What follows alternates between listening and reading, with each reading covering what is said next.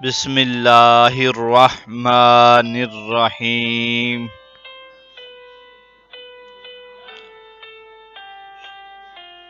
اللہ کے نام سے شروع کرتا ہوں جو بہت مہربان رحمت والا۔ مدینہ طیبہ ایک 7 گھرا تھا۔ یہ لوگ بڑے مسکین تھے اور بڑے غریب تھے۔ ہر ایک گھر میں فاقہ کشی تھی۔ ایک دن اتفاقاً ان میں سے ایک گھر میں ایک سری کا تحفہ آیا۔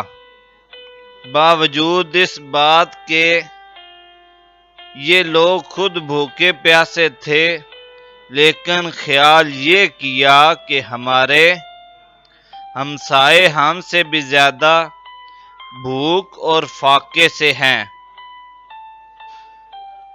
یہ کیسے ہو سکتا ہے کہ ہمارے ہمسائے بھوکے رہیں اور ہم کھائیں؟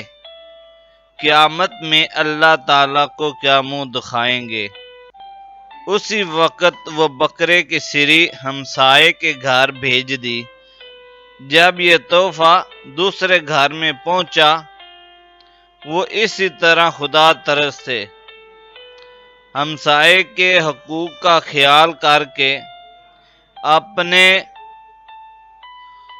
2 وقت کے فاقے کو قائم رکھ کر وہ تحفہ تیسرے گھر بھیج دیا۔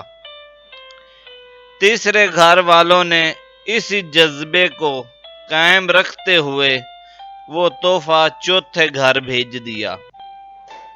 انہوں نے 5ویں گھر بھیج دیا اور انہوں نے 6ٹھے گھر بھیج دیا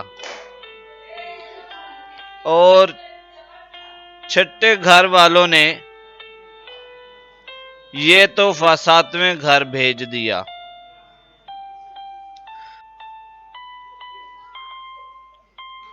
اور یہ 7ویں گھر والے وہی تھے جنہوں نے یہ سری کا تحفہ دوسرے گھر میں بھیجا تھا۔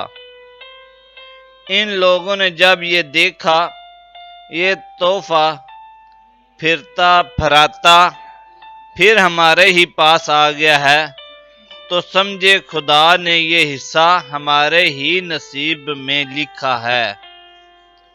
پھر انہوں نے صاف کر کے پکایا اور تھوڑا تھوڑا سب کو تقسیم کر دیا۔ سبق: صحابہ کرام نے خود بھوکے رہ کر بھی دوسروں کو کھلایا اور ایثار و ہمدردی کے وہ مظاہرے کیے۔